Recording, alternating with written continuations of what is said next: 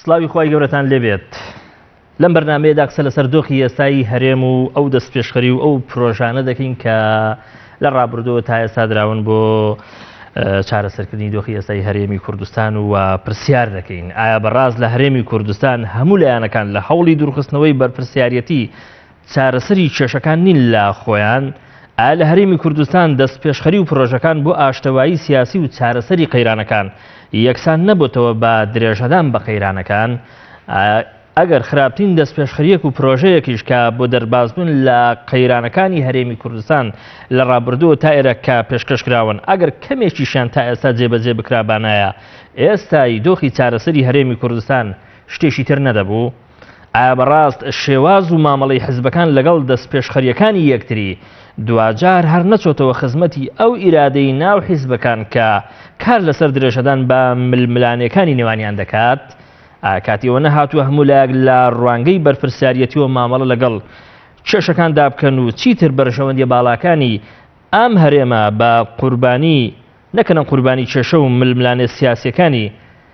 نێوان خۆیان؟ لەگەڵ هەریەک لە بەڕێزان لە ستۆدیۆی سلەیمانی کاک سامان ڕەشید کادری پێشکەوتووی پارتی دیموکراتی کوردستان و کاک شۆڕژ ئەمین چالەگوانی کۆمەڵگەی مەدەنی و لە ستۆدیۆی هەولێری پایتەخت کاک سەرتیب جەوهەر نووسەر و ڕۆژنامەنووس ئەم پرس و ئەم بابەتە تاوتوێ دەکەین بە خراپنی میوانە بەڕێزەکانم دەکەم سوپاسان دەکەم زۆر. کاک شۆڕش خۆ دەزانین لە هەرێمی کوردستان بۆ چارەسەری ئەو قەیران و ئەو چێشم و ململانەیانەی کە هەن دەستپێشخەری و پرۆژەی سۆر لەلایەن هێزە سیاسیە کوردیەکان پێشکەش کراون. تاو ئەندازەی دەکرێت بڵێن خەریک هەرێمی کوردستان لەژێر بارگرانایی ئەم هەموو دەستپێشخەری و ئەم هەموو پرۆژە سیاسیانەی کە خەریکە تووشی هەرێز بێ، بەڵام جار لە دوای جار ئەم قەیران و ئەم کێشانی کە لە هەرێمی کوردستاندا هەن زیاتر دەبن و بەردەوام دەبن. بە ئەندازەیەک دەکرێت بڵین وای لێهاتووە کە پێشکەشکردن و خستنە ڕووی دەستپێشخەری و پرۆژەکان یەکسان بۆتەوە بە درێژەدان بە قەیرانەکان. نهێنی ئەم هاوکێشەیە چییە؟ ئەمە بۆ زۆر سپاسی بینەرانی خۆشەویست دەکەم. بێگومان من بەڕاستی لە کوردستان شتەکان وا ئاشکرا و وازێح بوون، خەڵکێکی ئاسایی سەرشەقامیش تێگات لەوەی بۆچی هەرێمی کوردستان لە قەیرانایە و هەرێمی کوردستان بۆ بەم ئاقارە ڕۆشتووە. ئەمە من پێم وانەیە دەرەنجامی ئەمڕۆ دوێنێ بێت. 27 ساڵە دوو هێزی سیاسی کە دەسەڵاتدارێتیان هەبوو لە هەرێمی کوردستانە بەڕاستی بەرپرسیارەتی سەرەکیان کەوتۆتە ئەستۆ. ئەمە ئەوانی کەش لە بەرپرسیارەتی دوور ناخاتەوە، بەڵام بەرپرسیارەتی سەرەکی لەسەر ئەمانە و من قەناعەتی کولیم هەیە زۆر کەڕەت دروستکردنی لیژان و پێشکەشکردنی پرۆژە بۆ ئەوەیە کات تێپەڕێنن و بۆ ئەوە نییە چارەسەری ئەو قەیرانانە بکەن. قەناعەتیشم هەیە ئەگەر ئیرادە هەبێت مستەحیلە نەتوانرێت چارەسەری ئەم قەیرانانە بکرێت و بارودۆخی هەرێمی کوردستان ئاسایی بکرێتەوە. بەڵام عینی ئەوەی کە بەردەوام پرۆژە پێشکەش دەکرێت ئەمە بۆ خۆی بەڵگە نییە لەسەر ئەوەی کە ئەم هێزانە ئیرادیان هەیە بۆ چارەسەری ئەم دۆخە. خەڵکانێکی زۆر لەم دوو هێزە بە تایبەتی ئەم دوو هێزە دەسەڵاتدارن. بەڵێ خەڵکانێکی زۆر لەم دوو هێزە مەبەستیان نییە بۆ چارەسەرکردنی ئەم بارودۆخە، چونکە لەم گۆمە لێڵە و لەم بارودۆخەنە ئاڵۆزە بەڕاستی بازرگانیەکەن، بازرگانیەکی ئاشکراکەن بەسەر خوێنی ئەم بیلەتەوە و زۆر بە ئاشکرا هەموو خەڵک لەسەر شەقامی دەزانێت کە چێ بازرگانی دەرمانەکات، چێ بازرگانی نەوتەکات، چێ بەنزیخانەی هەیە، چێ بیرە نەوتی هەیە، چێ سکورێتی هەموو بیناکانی وەرگرتووە، هەمووی کوڕ و کچوو خزم ئەوانەی دەور و پشتی کۆمەڵێکن. بازرگان پێویستی بە کەشێکی هێمن و دۆخێشی ئارام و سەقامگیر هەیە بۆ ئەوی پەرەی زیاتر بە بازرگانیەکانی خۆی بدا. ئەمان ئەگەر بازرگان بن بە فعلی چۆن دەهێڵن ئەم دۆخە؟ ئەمە بازرگانێکی ناشەرعیە، بازرگانی شەرعی ئێمنی هەبێت ئەم بازرگانیە بەهێزی چەک بازرگانیەکەن و بەهێزی دەسەڵات بازرگانیەکەن ئەگەر ئەم دەسەڵاتیان لێ بچەنرێتەوە بازرگانی و ئەم تاڵان و بڕۆیە نامێنێ بێگومان ئەمە لە کەشێکی ئاساییە و لە چارەسەرکردنی قەیرانەکانە من پێم وایە ئێستا پەرلەمان بە هەموو کەم و کورتەکانیەوە ئەگەر کاراب وایە ئەمان بینی یعنی ئێستا بارودۆخەکە بەم ئاراستەیە ناڕۆشت و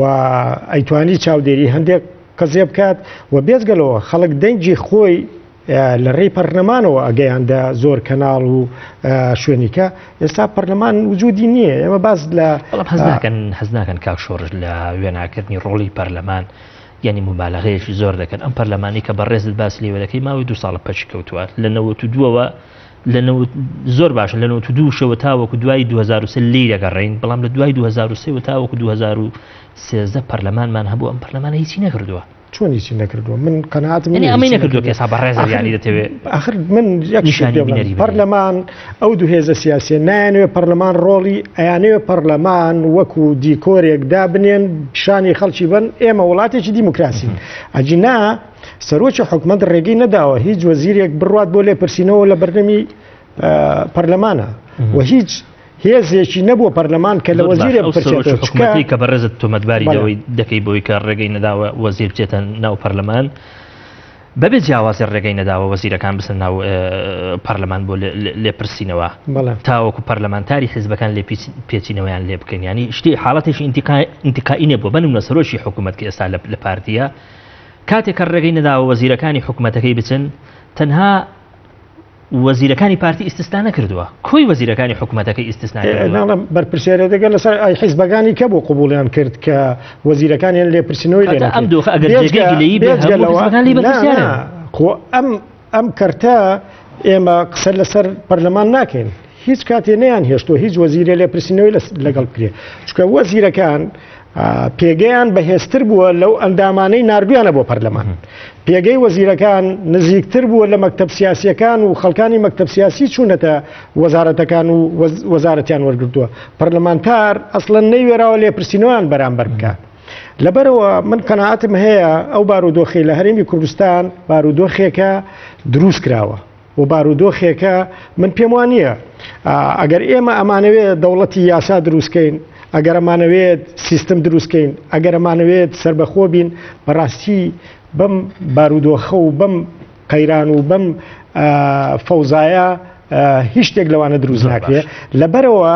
من قەناعەتم هەیە ئەو دوو هێزە سیاسیە بەرپرسیارەتی سەرچین و بەتەئکید هیچ ئیرادەیەک نییە لە لای هیچ لایەکانەوە بۆ چارەسەرکردنی ئەم بارودۆخە و ئەگەر هەبێت چارەسەرەکرا زۆر چاکەواتە کاک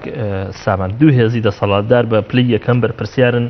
لەم بارودۆخی کە لە هەرێمی کوردستان خوڵقاوە و ئەمان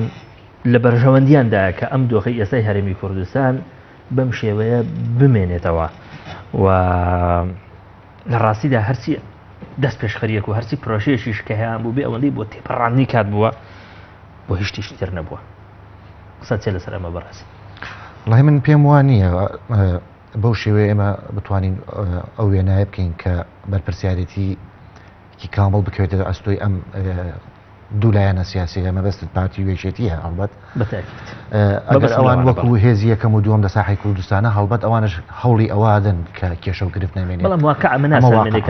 ئەوەی کە ئەمێ باسی لێ بکەم بەڕێزم ئێمە لە هەرێمی کوردستان لەم ناوچە جوگرافیەیە نەبوونی چوارچێوەیەک کە بتوانێت هەموو سیستەمە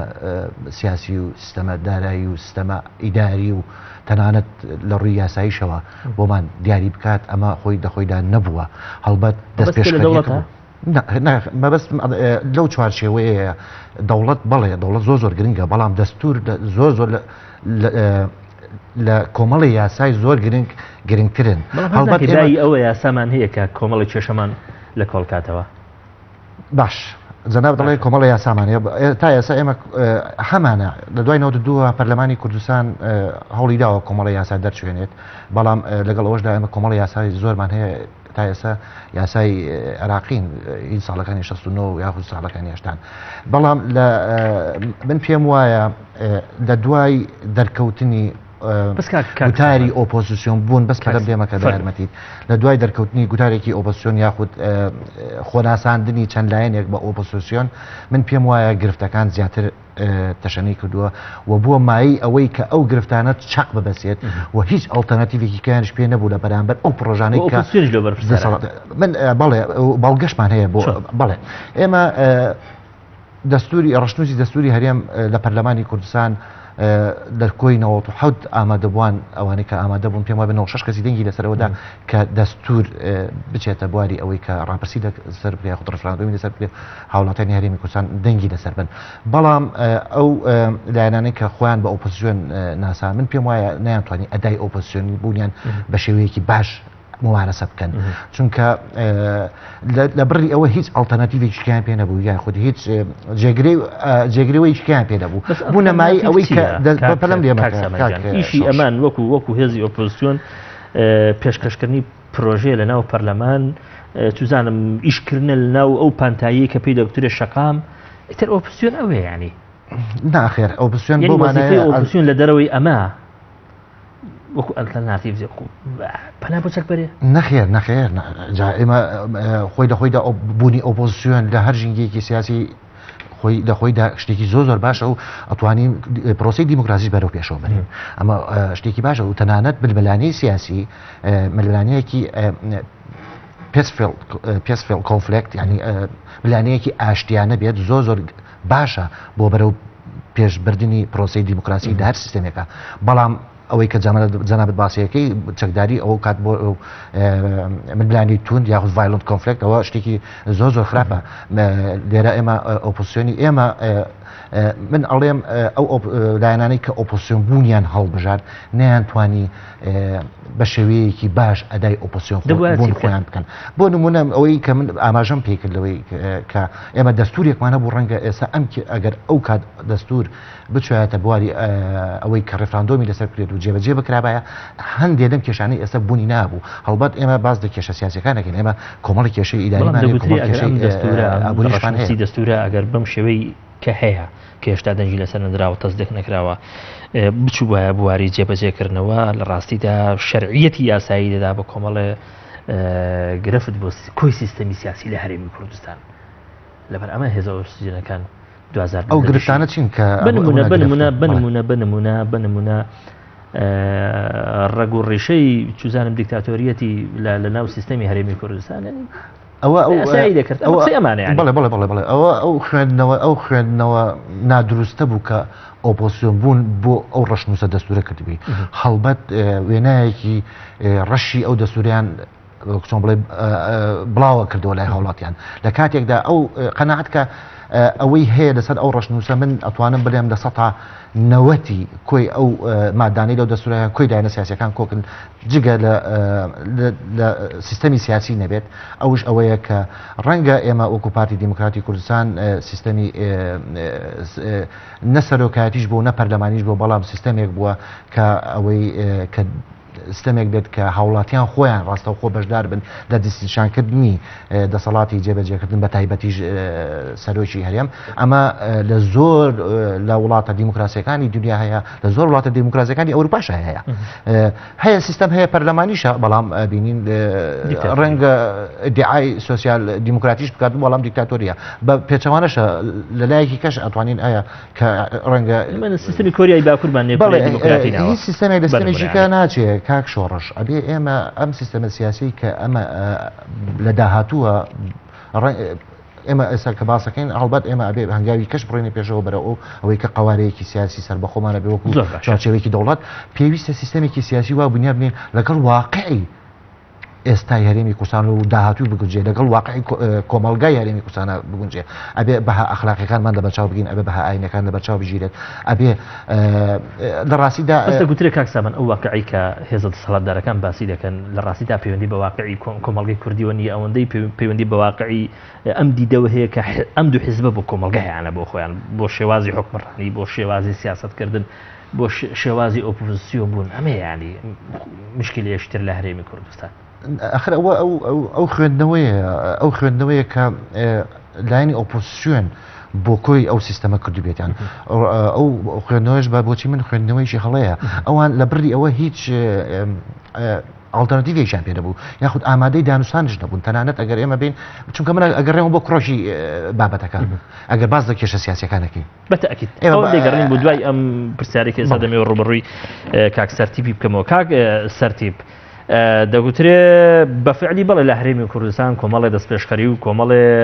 مبادرە و پرۆژە هەیە بۆ چارەسەرکردنی هەرێم ئەو کێشانەی کە لە هەرێمی کوردستاندا هەن بەڵام لە ڕاستیدا ئەم دەستپێشخەری و ئەم پرۆژانە ئەوەندەی بۆ فەڕستکردنی ئەجندە و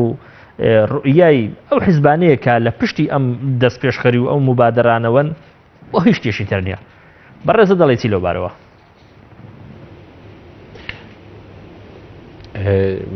بێگومان ئەگەر بمانەوە قسە لەسەر مەسەلەی مبادرات بکەین قسە لەسەر بێکەوە ژیان بکەین لە کوردستان پێویستە بگەڕێنەوە بۆ مێژووی بێکەوە ژیان لایەنە سیاسیەکان لە هەرێمی کوردستان ئەگەر تەماشا بکەین لە 92 کاتێکە ڕاپەڕین کرا بە هەوڵدرا کۆمەڵێک مؤسساتی دەستوری قانونی دروست بکرێ وەکو پەرلەمان حکوومەت قەزا دواتریش کۆمەڵی قانون دەرچووە بە درێژای ئەو مێژووی کە تا دەگاتە 2023 تا دەگاتە ئەو چەق بەستنەی کە ئێستا تێکەوتوین هەوڵ درەکە ئەم قانونانە جێبەجێ بکرێ بەڵام بە درێژای ئەوەندە ساڵی تێپەڕی نەمانتوانیوە کەلتورێک دروستکەین بۆ بێکۆژیە یعنی ئێمە قانونمان هەیە مؤسساتی قانونیمان هەیە دەسەڵاتی جێبەجێکردنمان هەیە دەسەڵاتی قەزاییمان هەیە پەرلەمانمان هەیە بەڵام ئێمە کەلتوری بێکەوە ژیانمان دروست نەکردووە گرفتی گەورە لە کوردستان بریتە لە نەبوونی کەلتوری بەیەکەوە ژیان یعنی دیموکراسی بوونی نییە ئەو دیموکراسیەکەوە لەسەر وەرەقە و لە وتار و لە گوتارەکاندا هەیە ڕەنجی نەداوەتەوە لە کردار بڕوانەبوونی لایەنە سیاسیەکان بە دیموکراسی بۆ بەیەکەوە ژیان گرفتی هەرە گەورەی نەگەیشتە ڕێکەوتنە یان لایەنە سیاسیەکانی کوردستان بەوانەی کە ڕەنگە شعاری ئەلمانیا هەیە بەوانەشی کە شعاری ئیسلامی و ئاشتەواییان هەیە بەوانەشی کەەوە شعاری نەتەوەیان هەیە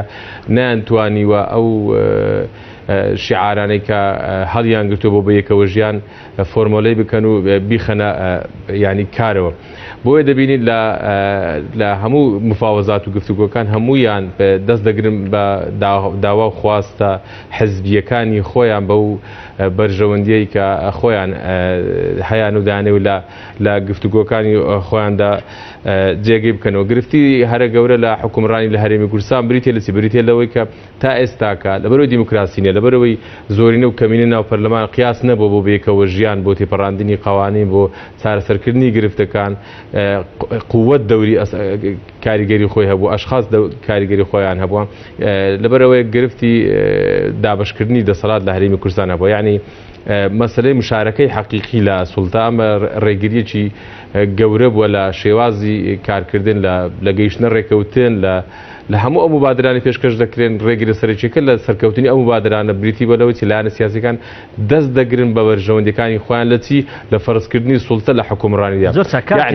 کاک سەرتیب دەگوترێت لەو چێشانەی کە لە هەرێمی کوردستان دەمەوێت بۆ باسکەم سیاسیە کوردیەکاندا هەیە کە وا دەکەن نەگەن بە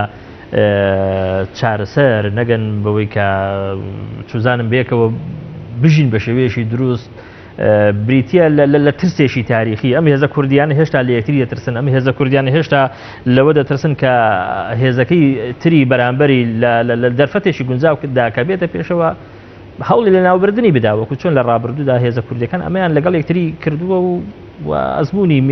ناو مێژوی کوردیش پڕ لەمە یعنی ئێمە لە هەر زاویەکەوە تەمەشا بکەین کۆمەڵە شتی تکەمان دەست دەکەوێت لە یعنی ئێمە مؤسساتی قانونیمان دروست کردووە بەڵام ئەم مؤسساتانە دەوری خۆیان نەجێڕا بۆ نمونە پەرلەمانمان دروست کردووە بەڵام ئەندامانی پەرلەمان دەوری خۆیان نەجێڕاوە یعنی خاوەنی بڕیار نەبوو لە ناو پەرلەمان لەبەرچی لەبەرەوەی تا ئێستاکە قیادەی کوردی یعنی ئەوە کە پێدەی قیادەی سەفی یەکەم لە ناو قیادەی کوردی لە ناو پەرلەمان وجودیان نەبووە وکەلای ئەحزاب ناو پەرلەمان هەبوون یعنی کاوادری حزب لە ناو پەرلەمان هەبوو ئەتیادیەک پەرلەمانتارێکی کۆمەڵ لەناو پەرلەمان بوو بێ نەیتوانی وەڕاستەوە خۆ ناو دانیشتەکەی پەرلەمان بڕیار بدا بەنگ بۆ بڕگە قانونیە بدادیان نەگەڕاوەوە بۆ مەرجەعی خۆی هەموو پەرلەمانتارانی کوردستان بە هەمان شکل پارتی وێچێتی بە هەمان شکل گۆڕان بە هەمان شکل ئێمە نەمانتوانیوە مؤسسەمان دروست کردو بەڵام کەلتوری ئیشکردنی مؤسسەمان دروست نەکردو مؤسسە نەبووتە سنتەر کاتێک کە مؤسسە نابێتە سنتەر یعنی مؤسسە دەوری خۆی ناگیرێ بێگومان یعنی بێمتمانەیەک لەناو لایەنە سیاسیەکان دروستە بێ خۆ دەزانێت لەبەرەوەی ئێمە مؤسسەی عسکەریمان تا ئێستاکە يعني عسكر نبوو بە مؤسسە لە هەرێمی کوردستان دایمەن چەک لە دەرەوەی دەسەڵاتی حکومڕانی بۆ لە ئەحزاب بە ئەمە وای کردو هەمیشە ترس و دڕدۆنجیەک لە نێوان لایەنە سیاسیەکان هەبێت ئەوەی پێویستە ئەوەیەکەوە لایەنە سیاسیەکان مشارەکەی حەقیقیان هەبێت لە حکومڕانی ینی بەو معنایی کە هەم بەشدار بن لە جملەکانی تەماشاکە دەمێ ئەو جملێ دۆتەوەکەم دەبێت ئەو جملێ دۆتەوەکەم یەکەمیان دەبێت مشارەکەی حەقیقیان هەبێت لە دابشکردنی جونگەکانی حکومڕانی دووەمیان دەبێت ئەوانەی کە لە حکومڕانی دانیان لە جونگەکان بۆ نمونەگەر کۆمەڵی ئیسلامی وەزیرێکی بەرکەوت یان گۆڕاند و وەزیری بەرکەوت ئەو وەزیرە سوڵتەی هەبێت نەک وەزیر دارایی نەزانێ پارەی نەوت لەکوێ بۆ چێ دێ و لەکوێ دەڕوا سێمێنیشیان بڕیار لە هەرێمی کوردستان ئەو بڕیارانەی کە چارەنووسسازن پێویستە هەمویان تێدا بەشدار بن ئێمە دەبێت بە دوای سیغەیەکی نوێدا بگەڕێن بۆ بەیەکەوەژێ ئەو سیغە نوێ بریتێ بریتێ لە تەوافق بریتێ لە ڕێککەوتنی سیاسی ئێمە بە درێژای 25 ساڵی ڕابردوو 27 ساڵی ڕابردوو ئەوەندەی ڕێککەوتنە سیاسیەکان بەدیل بوون بۆ قوانین و بۆ مؤسسات ئەوەندە قانونەکان بخۆیان بەدیل نەبوون بۆ بەیەکەوەژیان یعنی لە دوای هەموو قانونێک دەبێت کە جێبەجێ نەکرا و ڕێککەوتێکی سیاسکرا بۆ تعدیل هەبێت هەزناکەی ئەمە بۆ خۆی گرفتێکە لە بەردەم ئیشی مؤسسە لە هەرێمی کوردستان هەزناکەی ئەم تەوافقی کە بەڕێز باسی لێوە دەکەی لە ماوەی 3 ساڵی ڕابردوو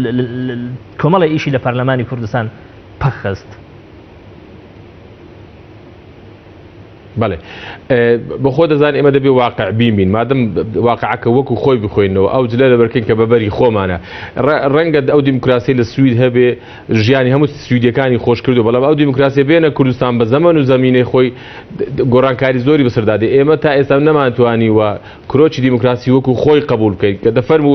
بزوتنەوەی گۆڕانکە ئۆپۆزیسیۆن و زۆرینە و کەمینی ناو پەرلەمان قبول نەبوو یەکێتی و پارتیش بە هەمان شێوە خۆ ئاخرین جار کە پەرلەمان پەچی کەوت لەسەرەوە بکەنی سابی قانون خودني آخر أنا نسابق قانون تاونه وكفرلمانيان فقط يعني عقليتي تعامل كردن لقل مؤسسات عقليتي تعامل كردن لقل زورين وكمينة لكردستان بريتيرتي لخلفيتي شي تاريخي دورو دريج كنيتواني وديمقراطي قبول بل أحزاب سياسي شعاريان ديمقراطية بلام خود ديمقراطيين همويان شعاريان خوش گزارانی خلچ کردستان بلام خوش گزارانی خلچ کردستان يعني كاري كان نكردوا بلقي كان دعوة تسك أوان خوش گزارانی خلچ کردستان عندهم يعني أحزاب سياسي لكردستان أو ندي بابندو أو ندي متمسك بون بدعوة خاصة حزبي خويان أو ندي بابند نبون ببرجون ديجشتي باشترين نمونة بابيد بلن أو أحزابي أوبوزيسيون كذا لماوي 2009 حتى 2013 بخصني برلمان 2014 دەبینین شعارەکانی ئەوەندە گەورە بوو ئەوەندە زۆر بوو لە دەرەوەی تااقاتی حکوومەت و لە دەرەوەی یعنی سەقفی داواکاری و سەقفی وعدەکانیان بە خەڵک زۆر بەرز بوو بەسەر سەری خۆیان کەوت یعنی باشە موچەی کابانی ماڵ بە حکوومەتی هەرێم دابین دەکرێت خۆ ئەگەر من هەموو جارێ قسەیەک دەیکەم دەڵێم ئەوەی ئۆپۆزیسیۆن داوای دەکرد بۆ خەڵکی کوردستان بە ئۆباماش جێبەجێ نەدەکرا لەبەر ئەوەی لە دەرەوەی منطقی اقتصادیش بوو و لە هەمان کاتدا یعنی أو شعارك برشك لأحزابي قومي بتابت دبين البارتي ديمقراطي كردستان برز كردوا لمسألة الدولة كردي أو عند سقفة كي برز بول أو عند النازي يعني نازي بول لزماني خوي دانا بول زريش زوري جان بمسألة يعني أو خواستي كخلج كردستان هنا يعني بزودنوا أوبوزيسيون كان أواني كان ل 2009 أو كاتا زريش زوريان كان بتي بتمشي أوبوزيسيون بون بكاركردني أوبوزيسيون بون وبارتي زريش زوري دالتي لشعاري دروس كردني دولة كردي لبروي يعني زياد لبيز شو بيشو واحد يوم بإما داك نو دفروشنو همو سرمان كان بارت هم بدنينا مالو دولة دروس ذكر كاتيك دزاني كا هاتي نصر بليت هاتي نصر حقيقة إما نام برابوين إما موتسمان نبو إما دفر مودور اشتروج لها بلير أوني خلق خريكة بخين شلتيني تيا خلق أو ذكر إما دولة كردي بمشي ودرس ناكره دولة شون درس ذكر دولة بر لها مشترك فيست إما مؤسسات درس كسلطان هبه دو قانون درس كسي كالتوري يعني كالتوري إيش كردني أو مؤسسات عن الدروس يعني برلمان موجودي هبه سروش حكومة ليرة نبي أو زور باشا كاك إيش خوي بكا زور باشا دقوتري قرفتي شي جورك إما لهريم كردستان بيوي بنالينين أوي كا 2000 إما كناجين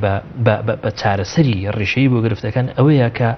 شتيجنا لهريم كردستان هذا كان ناصر بك بگەن بە چارەسەری کێشەکان لە هەرێمی کوردستان شتێک نەماوە هیچ هێزێک ئەمڕۆ لە هەرێمی کوردستان ئیزبارکە ناچاری بکە تەفاهم کە لەگەڵ هێزەکەی تری بەرامبەری پەرلەمان حکوومەت مؤسساتی قەزایی ئەو بەهانەتەوەیانی کە ئەمە لە ڕابردوودا شانازیمان تەفاهم لەسەر چی؟ لەسەر شتێکە دواتر خزمەت بکە بەم دۆخە شڵەژاوی کە لە هەرێمی کوردستاندا هەیە. تو ئەکە شتێک نەبێ ناچارت کە هێشتێ نەمابێ مەبدە نەمابێت چزان حکومت قوتی ناچارکردنی بە پەرلەمان نەبێت. تەسەورەکەم یەکێتی و پارتی هەموو حیزبەکانی کەیان ناچار کردووە تا ئێستاش چووکە بەڕاستیەوان هێزی چەگار لای ئەوانە. ئێستاشی گەورە لە یەکێتی و پارتی دەکەی حەزناکی ئێستا لە دەرەوەی پارتی و یەکێتیش هێز هەیە کۆمەڵێک هێزان هێزی چەگار هەیە؟ نا هێزی چەگار هێزی چەگاری هەیە بە سیاست گرفتی دروست کردو بۆ پارتی وجودی نییە لە هەرێمی کوردستان هێزی چەک وجودی هەیە. سەرۆکی پەرلەمان بە هێزی چەک ئەگەر پارتی دیموکراتی کوردستان هێزی چەگاری نەبووە نێتوانی ڕێگری لە سەرۆکی پەرلەمان بزودنەوەی گۆڕان بەڵام کاک شۆڕش بزودنەوەی گۆڕان و یەکگرتووی ئیسلامی و کۆمەڵی ئیسلامی هێزی چەکداریشیان نەبوو پرۆژەی ڕەشنووسی دەستوریان پەخست. بەڵێ هەمانیش کەواتە بەرپرسیارسی دەستور پەکخستنی علاقەی بە نەساوی پەرلەمانەوە هەبوو بێجگە لەوان یەکێتیش لەگەڵی بوو ئەوە شتێکی کەیە بەس من بۆ ئەوە ئەڵێم ئێستا کاک سەربەست باسیەوە کە کابانی ماڵ کە ئۆپۆزیسیۆن باسی کردووە یعنی شتێکی سەر و تەوەقوعاتە. ئەی باشە بۆ باز لەوە ناکەن بە هەزارەها کەس بە نایاسایی خانەنشین کراوە، بە هەزارەها کەس بە بندیوار تەعین کراوە، ئەمانە موچەکانیشیان لە ئاستێکی زۆر باڵایە. ئەگەر ئەم وەرە ئێستا نەهاتن جەردیەوەیان کردو بە ئەلەکترۆنیکردنی ئێستا 1 ملیۆن نزیکی 1 ملیۆن کەس بە ناشەرعی لە کوردستانە موچە وەرەگرێ. 1 ملیۆن کەس ئەگەر لیژنەیەکیان هانیوە لە بەغاوە لیژنەیەکیان هانیوە وتوانە ئەمە چۆن چارەسەرکەین، وتوانە ئەمە ئەبێ هەر هەمووی فەسڵ کرێ ئەمانە و جارێکی کە دەستکەنەوە من وتیان ناتوانین 1 کەس فەسڵکەین 1 کەس موچەکەشی کەمکەینەوە. وتوێتی دە ئەمە ڕوخێ دە و لیژنەیە پیانوتون. ئەمە چۆن چارەسەرەکرێت؟ تۆ منێ کردووە بەژێر مۆزەفی حەقیقی لە کوردستانە بۆ بەژێر دەسوپێی بە هەزارەها کەس کە بە ناشەرعی بڕۆ بۆ چەند پێشمەرگە هەبووە لە شاخ، چەند پێشمەرگەی حەقیقی لە شاخ هەبووە هی ئەم هەموو هێزە سیاسیەکان. معقولە بە هەزارەها کەس موچەی خانەنشینی پێشمەرگە وەرەگرێ. خەڵکەیە بە شوشە دەستی بڕاوە ئێستا موچەی کەمەندامی سەنگەر وەرەگرێ. ئەمە چۆن ڕاستەکەیتەوە؟ ئەم هەموو درۆیە چۆن ڕاستەکەیتەوە؟ کابانی ماڵ ئەگەر 150,000 بۆ ببڕایەتەوە، خەڵک هەیە 8 ملیۆن دیناری بۆ کراوە بە تەقاوتی، خەڵک هەیە لە ئەمریکا دانیشتووە کراوە بە وەزیر و تەقاوتیش کراوە خۆشی لێرە نەبووە و تەقاوتەکەی لێرەوە بۆ نێرێ بۆ ئەمریکا. معقولە تۆ باز لەوە ناکەی کە ئەم دوو هێزە سیاسیە چکارە ساتێکیان دروست کردووە لە هەرێمی کوردستان، باز لەوە بکەین پەرلەمان ئەندامە لە هەموو دنیاە پەرلەمان ئەندامی حیزبەکانە چێتە پەرلەمان، بەڵام ڕوئیای حیزبەکان بۆ دەسەڵاتەوەی ئەبێ ئللا دەسەڵاتم لە دەسا بمێنێ، هێزی چەگارم لە دەسا بمێنێ. ئەمە بۆچی؟ بە تەنها بۆ نیە دەسەڵاتی هەبێت و بۆ ئەوەی ئەو سەرۆت و سامانە ئەوەی کە قوتەیە بەو چەگارای پارێزێت. ئێستا هێزی چەگار لەو دوو هێزە سیاسی بکەرەوە من پێم وایە سربەخۆیان کە لە هێزە سیاسیەکان هێزی چەگار من پێم وایە هەرێمی کوردستان بە ئاراستە و ئەقارێکی زۆر سەلی ماڕوە، بەڵام بە هیچ شێوەیەک ئەو دوو هێزە سیاسیە لە ژێر فشاری زۆر گەورانە بێت. من تەسەور ناکەم دەستبەرداری هێزی چەگار بن. ئێستا جەبهەکان جایە بە ئاشکرا هەمومانەی بینین جەبهەکانی ئەم لە مەکتەبی سیاسی یەکێتی نیشتیمانی کوردستانی بابڕێەوە، جەبهەکانی ئەولاش پارتی دیموکراتی کوردستانی بابڕێەوە. بەڵام هەنگاویش نراوە ئێمە وەزارەتی پێشمەرگ دەبین کە چەند لیوا و چەند فێرقەیەکی دروست کردووە 2000 ئەوە لەژێر زەختی خەڵکیکایە و من تەسەور ناکەم سەرکەوتوو بێ. بێجگەلەوە مؤسساتی قانونی لە کوردستانە بۆ خەڵکی فەقیر و هەژارە بەدەیان دۆسیە هەیە کە ئەمر قەبزی هەیە و ئەسوڕێتەوە بەرچاوی خەڵکەوە. یعنی لە کوردستانە قەناعەتم نییە باز لەوەکەین بەڕاستی ئەم دوو هێزە سیاسی وەکو باوک قساکەن ئەبێ کوڕەکەیان ئاوا بڕوا بەڕێوە، کوڕەکەیان بەم شێوەیە پەروەردەکەن. تعریفی ئۆپۆزیسیۆنەکەم ئۆپۆزیسیۆنە بۆ وا بووە تۆ تعریفی خوب بۆ ناکەی ئەبواە تۆ وەکو هێزێکی دەسەڵاتدار لە هەرێمی کوردستانە ئەوە ئێستا هەرێمی کوردستان بەو هەموو خێر و بێرەوە پاش 27 ساڵ خەڵک بە تەنکەراو بکڕێ کارەبا نەبێت خەڵک موچەی نەبێت خەڵکتان ڕەزیل و فەزیل کرد لە کوردستانە خەڵکتان وا لێ کردووە بە تەمەناکات بە دوای خەڵک ئاگرێت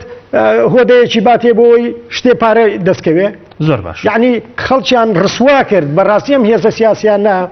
خەڵکیان ڕسوا کردووە لە هەرێمی کوردستان من بەلامەوە سەیرە یان تەنزیرەکەن بۆی ئەبێ ئاوا بکرێ یا ئاوا بکرێ کاکە تۆ بڕۆ خۆت بە خۆدا بچۆرەوە بزانە چیت چکارە تاتێکە دروست کردووە لە هەرێمی کوردستان زۆر باشە کاک سامان ڕاستە پرۆژە و دەست پێشخەری زۆر پێشکەشکراوە لە هەرێمی کوردستان بەس حەز ناکە یەکێک لە گرفتەکانی ئەو پرۆژە و دەست پێشخەریانە ئەوە بە وەکو قالبێکی مقدەس وەکو دەقێکی جامد ینی پێشکەشی هێز و لایەنە سیاسەکان کراوە یا ئەوەتە هەموویت قوبوڵە یا هیچ دەست پێشخەری و پرۆژە بە جۆری پێشکەش کراوە کە هیچ کەم و زیادیەک لەم پرۆژەیەدا قابلی قوبوڵکردن نییە ئەمە بە خۆی کێشەنە بۆ لە هەرێمی کوردستان نا من پێم وانە بۆ شێوەیە کۆنفلێکت بێت بەڵکو مرونەت هەبووە لەو دەست پێشخەریانە ئەگەر ئێمە بگەڕێنەوە بۆ پێش ئەوەی کە ئەم قەیرانە سیاسی ڕوو لە هەرێمی کوردستان بکات پرەنسیبی پێکەوە ژیان کاری بۆی کە دەسەڵاتی سیاسی لە هەرێمی کوردستان بە تایبەتیش پارتی دیموکراتی کوردستان ئەوەی کە میوانە بەڕێزیەکەی هەولێرتان باسی لێکە کە تووری پێکەوە ژیان نەبووە نەخێر ئێمە وەکو پرەنسیب کارمان لەو پێناوە تەلانەت سیاسەتی تەوافقیشمان گردەبەر بۆ ئەوەی کە بتوانین پێکەوە لەم مەرحەلەیە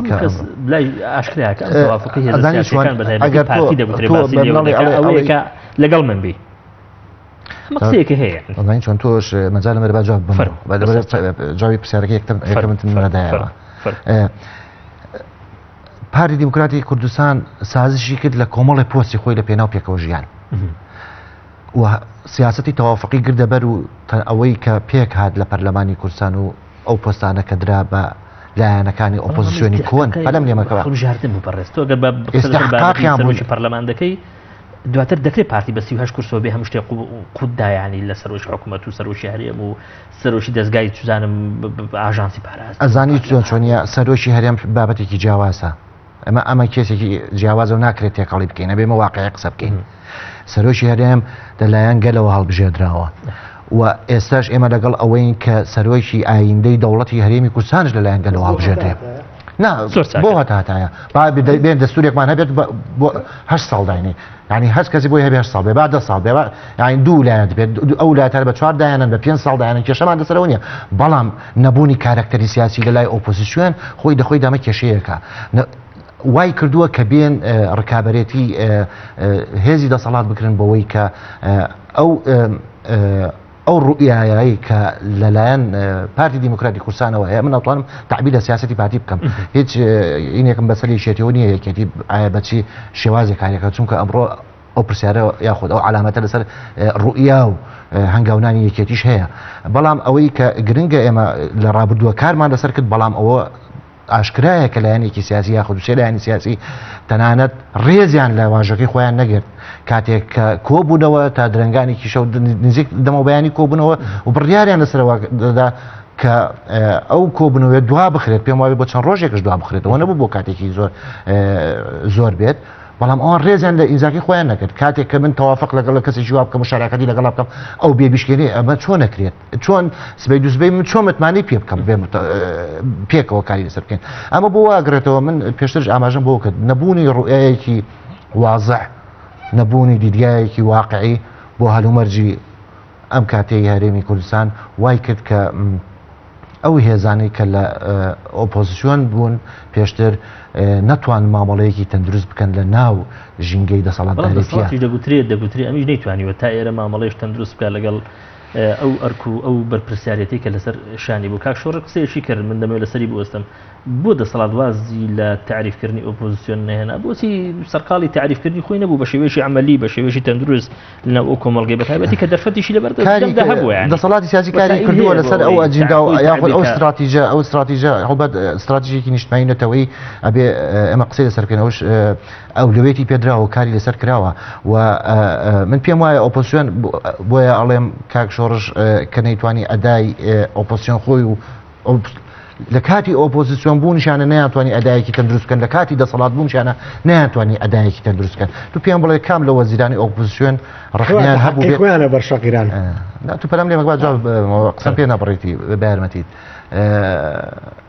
ئەم وەزیرانەی کە لە ئۆپۆزیسیۆن بوون دواتر هاتنە ناو دەسەڵات و دەسەڵاتدارەتیان وەرگردو یاخود پۆستیان پێ بەخشرا نەمابینی ڕۆژێک لە ڕۆژانی یەکێک لەو وەزیرانە بێت گلەیی بکات لە حکومەت یاخود دەسەڵاتی پێ نەدرا بێت ئەمە بۆ واگرێتەوە کە ئەو میوانە بەڕێزەکەی هەولێرتان وتیان ڕەنگە دەسەڵات قۆرق کرابێت لەلایەن هێزێکی سیاسی نەخێر من بێچەوانەکەی بنێن بەڵکو ئەو سەڵاحیەتانەی کە بە پێی یاسا دراوە بە ئەو پۆستە سیادیانە جا وەزیر بێت یاخود هەر شێوەیەشی کە بێت دراوە پێیان و توانیوانە ممارەسەی بکەن و ئێمە نشمابینی هیچ گرەیە بکرێت بەڵام ئەوە ئەدای ئۆپۆزیسیۆن بوو کاک شۆڕش لەناو حکومەتا بوون بەڵام گوتارێکی ئۆپۆزیسیۆنی بوونیانشە بوو ئەمە بەڕاستی بێبەرنامەی ئەو لایەنانە ئەسە پێێنێ حکومەتا بوون بەس لە ناو دەسەڵاتان نەبوون ئەنجام من پێ ئەڵم هیچ کەسێکمان لەوانە نبینی بەڵ فەرمو با وەزیری پێشمەکە یاخود وەزیری داری ئێستا وەزیرەکەی ئێوە بەڕێستان وەزیرێکی پێم وایە وەزیری کوشت و کاڵە تا ئێستا نەمابینیەوە کە گرێ بکات و پێم وایە هەموو دەسەڵاتەکانی خۆشیەکات ئەمە واقعەکە بەڵام ئێمە بین گرفتە ئیداری و یاخود گرفتە ئابوووریەکان تێکەڵ بە ملوانی سیاسیکەین ئەمە هەڵەیەکە کە من پێم وا بێت لایەنی ئۆپۆزیسیۆن کەوتە نایەوە وەکو گوتارێکی پۆپۆلیستی کاری لەسەر ئەوە کرد کە عاتیفە و ناخێ دەنگدەران بوورژێنە بۆی بەلای خۆیان ڕابکێشێت هێزی ئۆپۆزیسیۆن نییە ئێستا هێزەکان بە جۆری جیاواز بە شێوازی جیاواز کاسی چێن لەو ئەگەر هێزیڵات ئەگەر بە شێوەی شکڵی ئێمە باز لە قەیران و باز لە بلبلانەکە نەگە بۆ قەیرانەکان لە ئێستادا دەسەڵاتی کوردی بە تایبەتی ئەم دوو هێزە لی بەرپرسیار نی هەموو هێزێک لە هەرێمی کوردستان بە پێی حەجم و پێوی قەبارەی خۆی بەرپرسیارەتی ئەکەوێتە سەر شانی لە باشە و لە خراپەش ئەمە واقعەکە ئێمە لە هەرێمی کوردستان ماوەی چەندین ساڵە ئەتوانی بڵێ دەسەڵاتی سیاسی لە هەرێمی کوردستان دەسەڵاتدارەتی ئەم ناوچە جوگرافیاکات و بە چەند قۆناغێک شاتێ پەڕێوە ناکرێت ئێمە ئەو هەموو ساڵانە بلێن لە نەوەتیەک و تاوەکو ئێستا پێکەوە گرێ بێن وەکو قۆناغێکی سیاسی هەڵسەنگانی بۆ بکەین ئەمە هەڵەیە چونکە تا پێم وابێ شەڕی ناوخۆ هەبووە لە قۆناغێکە دواتر ئێمە تا 2023 شتێکی کە جیاواز بوو لە دوای 2023 یەکێتی و پارتی وەکو پلانێکی استراتیژی بۆ ئەوەی کە هەرێمی کوردستان بەرەو ئاراستەیەشکە بەرن و فعلا سەرکەوتوش بوون لەو استراتیژی کە دایان ڕشتەوە ئەمە حقیقەتێکە چونکە ئەبینین هەرێمی کوردستان لەو قۆناغەیە لە دوای ئەو ڕێکەوتنە استراتیژیەوە بەرەو پێشەوە چوو لە ڕووی داهاتەوە ئاستی داهاتی تاکە کەس بەرز بووە لە ڕووی خوشگەزەرانیەوە پەلام لێمە بەرمەبنای ڕووداوێک بوو کە لە دوای 2023 لە دوای ڕوخانی ڕژێمی سەدام و هاتنی ئەمریکا بۆ عێراق ینی هاتە ئەخر تەرجەمەکردنی ئەو واقعەش خۆی لە خۆیدا لە ڕێگای پلانەکانی ئەو ڕێکەوتنە استراتیژیە لە بەغداوەی پارەیەک بەڵێ ئێمە کوردستانێکی وێرانە بانە بوو بە حقیقەتیش باس کەین ینی ئەگەر کەم و کورتیش هەبێ بەس یەک شتێکی ئەمەوێ باسی لێ بکەم بەس بە یارمەتی میوانەکەی هەولێرتان باسی لەوە کرد کە پارتی دیموکراتی کوردستان گوتاری سربەخۆبوونی ینی وەکو مەطلبێک ینی زۆر یاخود وای ناوناکەوەک و ئەوەی بڵێ نەگا بە ئاماز نەخێر هەر هەنگاوێک پارتی دیموکراتی کوردستان هەنگاوی بۆ مناخیان هەر ئەجندایەکێ بێت یاخود هەر ڕوئیایەکی سیاسی بێت نەخێر هەنگاوی بۆ ناتوو بۆ ئامانجە تێکۆشێت ئامانجی سربەخۆیی هەرێمی کوردستان یاخود قواعد دروستکردنی دەوڵەتێک بۆ هەرێمی کوردستان ئەمە ئامانجی هەموو تاکیشی کوردستانە و پارتی دیموکراتی کوردستان بە حکمی ئەوەی هێزی یەکەمە و خاوەن دەسەڵاتی سیاسی لە هەرێمی کوردستان کاری بۆەوە کردووە کە زۆر باشە زۆر باشە کاک سەرتیب لە نێوان دەستپێشخەری و پرۆژەکانی پارتی دیموکراتی کوردستان و ئەو هێزانەشی کە بە ناری سیاسی پارتی دیموکراتی کوردستان هەژمار دەکرێن لەم نێوانەدا یەکێتی نیشتیمانی کوردستان هەیە کە ئەمیش خاوەنی پرۆژە و هەروەها کۆمەڵی دەستپێشخەریە بۆ چارەسەری کێشانی کە لە هەرێمی کوردستاندا هەیە بۆچی تا ئێستا ئەم دەست پێشخەری و پرۆژانی کێشێتی هەیەی فەرقێکی لەسەر ئەرزی واقع لە هەرێمی کوردستان دروست نەکردووە؟ ئەبێت ینی حەزەکەم حیوارەکەمان حیوارێکی مۆزوعی بێ ینی هەندێک شتێکی کەڵی نەکەین ڕاستی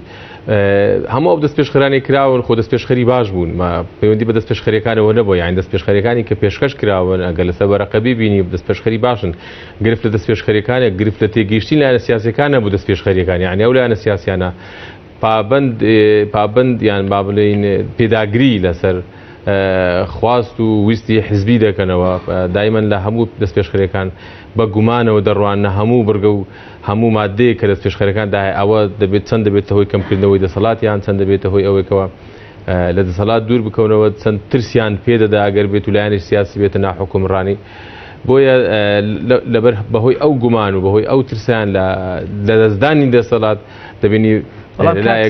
کار لەسەر ئەو ناکەین کە وەساتی قانون لە هەرێمی کوردستان دەگوترێت گرفت لە خراپ تێگەیشتنی لایەنە سیاسیەکان نییە لە ڕاستیدا گرفت لە یەکێتی خۆیەتی یەکێتی ئەم پرۆژە و ئەم دەست پێشخەریانە ئەمە قسەیە دەگوترێت بۆ ئەوە پێشکەش دەکات تا لەم نێوانەدا لە نێوان پارتی دیموکراتی کوردستان و نێارە سیاسەکانی پارتی دیموکراتی کوردستان مەکسەبی حزبی و تەنانەت شخصی زیاتر ینی بەدەست بێنێ بە تایبەتی لە لای پارتی.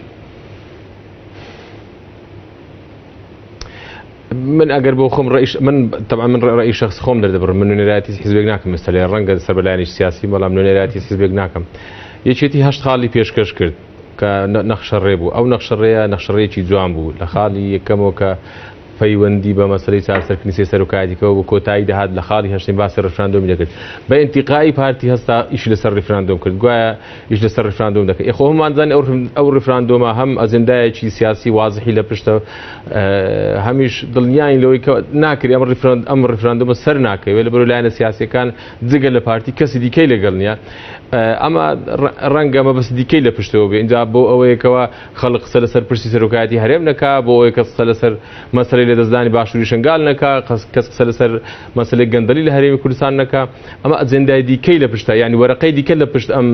تێگەیشتنی ئەگەر وئیلا یەکێتی پرۆژێکی باش پێشکەش کرد و پرۆژەکە بەڕسمی درایە پارتی و بەڕاستی پەیامەکەی بەڕێز بارزانی کە لە بەعشیقە پێشکەش کرد کە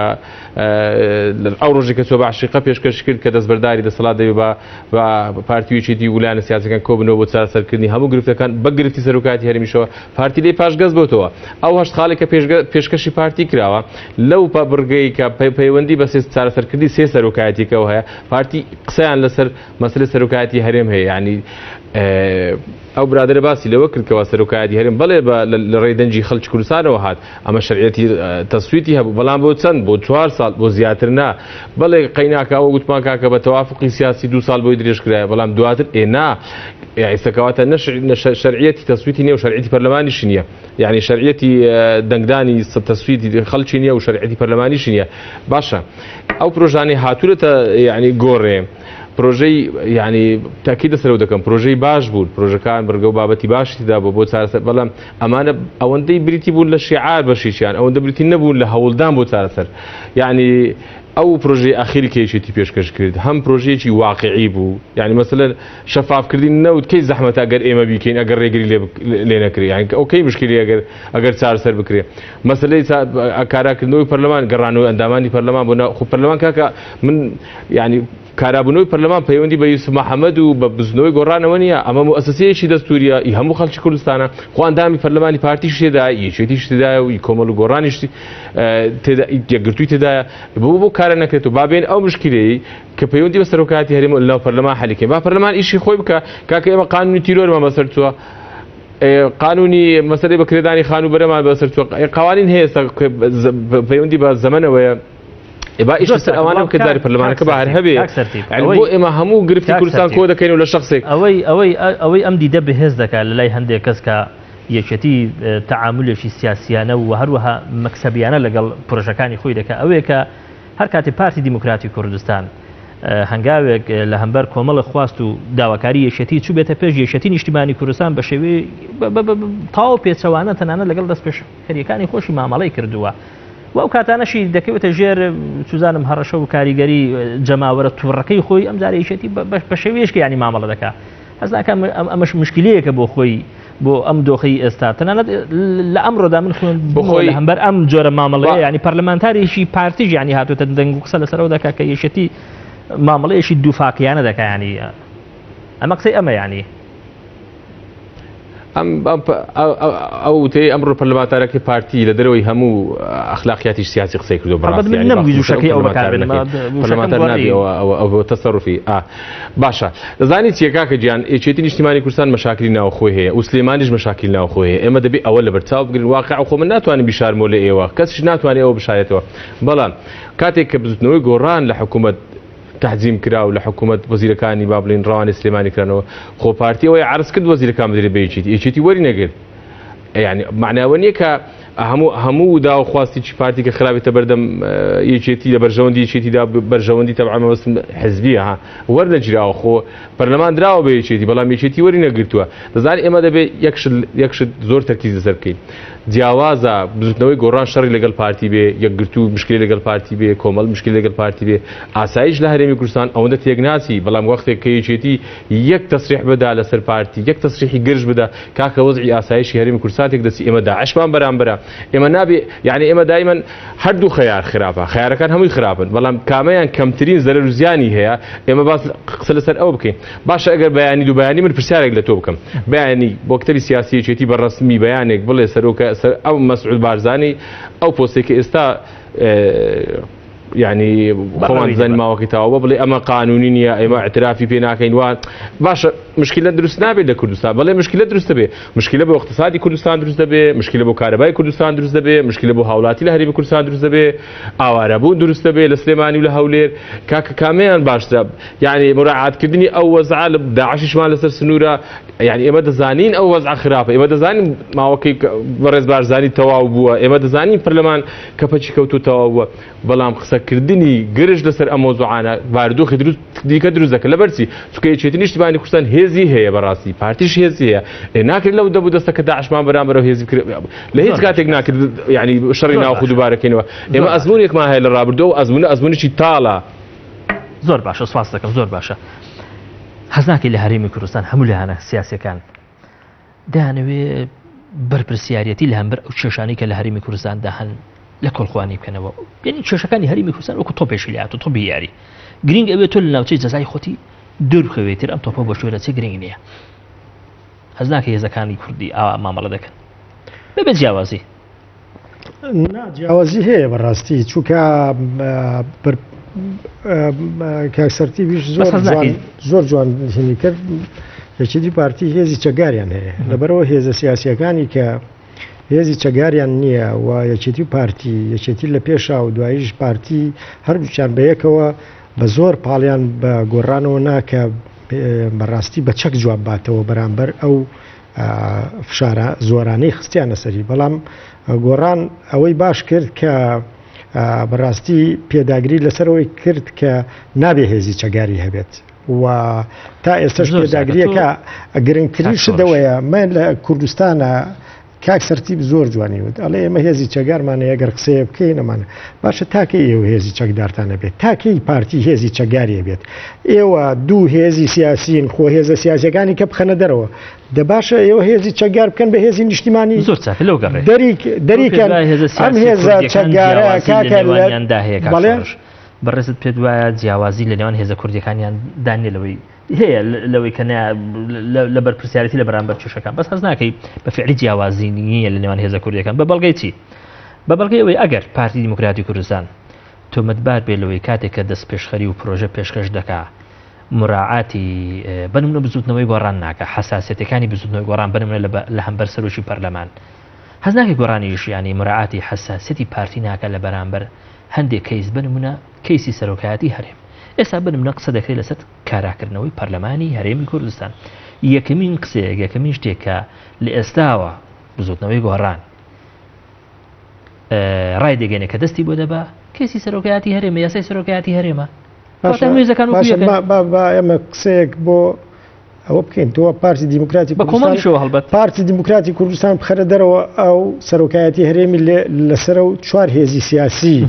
پرۆژەیان تەقدیم کرد پرۆژەکە یەکێتی نیشتیمانی کوردستان لە هەمویان تونتر بوو لە پەرلەمان تەقدیم کرا بۆ مەسلەی گۆڕینی سەرۆکایەتی هەرێم و یاسای سەرۆکایەتی هەرێم باشە بۆچی دوایی ئەم سێ هێزەی کە لە پرۆژەکە کێشانەوە کە ڕێگری کرا لە سەرۆکی پەرلەمان لەسەرەوە نەکرا کە سەرۆکی پەرلەمان سەر بە بزوتنەوەی گۆڕانە لەسەر ئەم پرۆژەیە کرا ئەم پرۆژەیە ئەم 4 حیزبە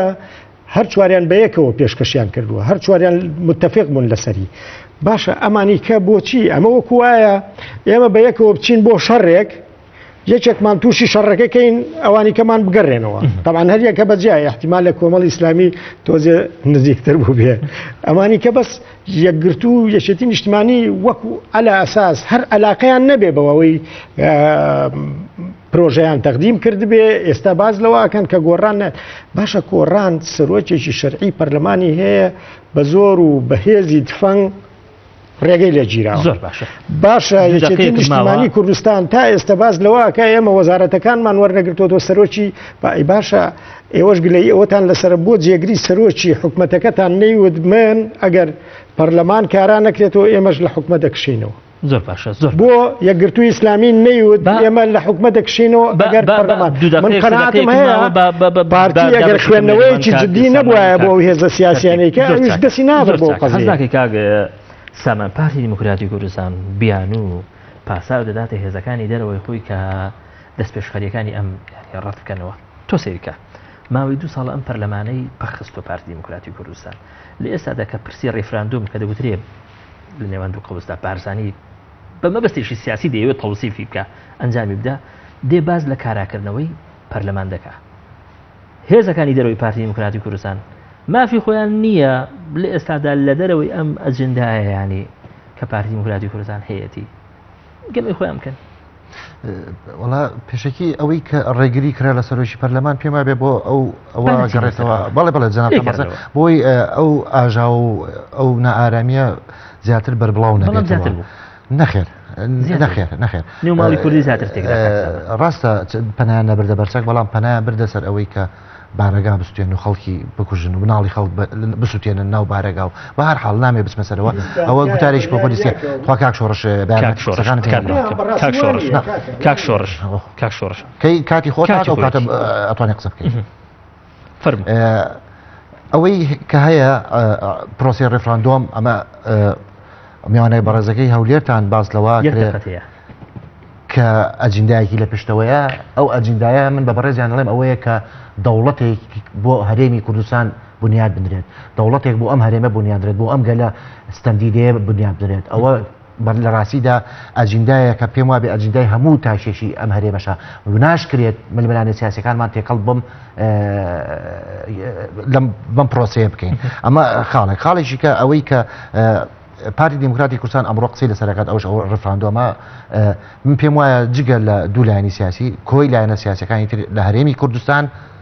بەشدار دەبن لەو پرۆسەیە ئەو پرۆسەیە سەرەگرێت ئەو پرۆسەیەوەی یەکگرتو مەکتەبی سیاسی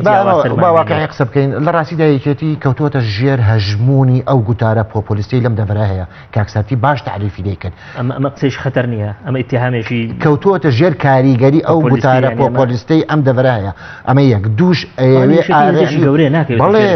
کاریگەری گوتاری سیازەک ئەکرێ کاکە خۆ لە هەفتەی شوباتە هەفتەی شوبات خەڵکی هەمووی هەڵێمەتی کرد بەڕێز ئەمە ئیتیهامێکی گەورە نییە بۆیەتی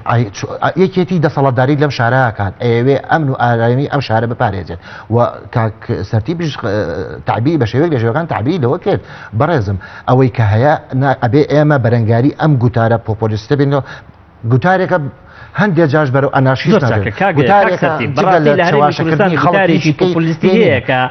دوزار ینی بەشدار بێت لە قوڵکردنەوەی کەوتۆتە ژێر ملانیانی کە لە هەرێمی کوردستان هەیە وەکو کاک سامان بەڵێ ئاوەها دقەیەک بۆ تۆش بەڵێ ئەمە ڕێی خۆیەتی تەبان بێگومان عادیەگە و ڕێ دەربڕێ نایەکێتی و گۆڕانیش لەگەڵ ئەو نینکەوە حکومڕای لەم شێوە یعنی بەم شێوە بەڕێ بڕاگەر ئەو دەوڵەتی ئەو باسی دەکە ئەوەندە خەونی پێوە دەبینین با وەزع اقتصادەکەی کوردستان خۆ کەس دەستی نەگرتوون باشی بکەن کە وەزع قانونیەکەی کوردستان خۆ کەس دەستی نەگرتوون باشی بکەن بە ینی ئەوەی باشە با باشی بیکەن کاکە گیان دوو مشکلی گەورەمان لە کوردستان یەکیان بریتە لە مەسەلەی سێ مشکلی یەکیان بریتە لە نەبوونی دیموکراسی دووەمیان بریتە لە نەبوونی مؤسساتی قانونی لە هەرێمی کوردستان کە ڕۆلی خۆی نەبی سێمیشیان لە بیری نەکەن بریتە لە چی بریتە لە تەدەخولاتی ئیقلیمی من بەڕاستی لە بیرم چوو باسیەوە کە تەدەخولاتی ئیقلیمی ڕێگریی گەور دەکە لە زۆربەی ئەو یعنی بەشێک لە چارنووسی خەڵکی کوردستان پەیوەندی بۆ تەدەخولاتی ئیقلیمیەوەیە کە هەیە جا لە تورکیاوە لە ئێرانەوەیە. بەڵێ زۆر سوپاسانەکەم زۆر بەڕێزم کاک سەرتیب جەوهەر نووسەر و ڕۆژنامەنووسکە لە ستۆدیۆی پێیان لە هەولێری پایتەخت لەگەڵمان بووی زۆر سپاس دەکەم زۆر بەڕێزم هەروەها زۆر بەڕێز کاک شۆڕژ ئەمین چالاکوانی کۆمەڵی مەدەنی هەروەها زۆر بەڕێز کاک سامان ڕەشید کادری پێشکەوتووی پارتی دیموکراتی کوردستان زۆر سپاس سێشەکەم زۆر بەڕێزم سپاس بۆ ئێش بینەرانی بەڕێز دەستان خۆش بەڕێزی کاک شۆڕژ